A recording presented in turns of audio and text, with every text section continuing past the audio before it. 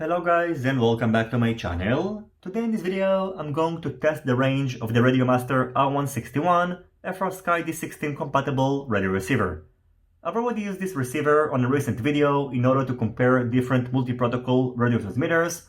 However, based on your comments, I think that it wasn't clear that the previous test was intentionally not performed under ideal conditions, and when the conditions are improved, unlike demonstrated on the previous video, this radio receiver can get you much farther. First of all, in terms of specs, the Radiomaster R161 is a full-range diversity radio receiver, so it features two antennas. Its supported DC input voltage is between 4.5 to 6 volts. Using its 5-pins JST connector, it outputs S-bus signal, it supports S-port, and outputs RSSI data. In addition, it weighs 4.6 grams. In order to enter binding mode, you will need to press the bind button while powering it up.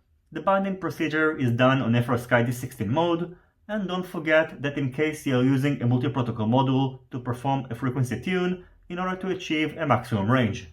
As for the testing method, just like on my previous test, I connected the radio receiver to a flight controller, which is connected to a DVR and a GPS unit, and I mounted it on my Mavic Air 2, which I set to 5.8 GHz frequency, so it's not going to cause any interference with the radio receiver.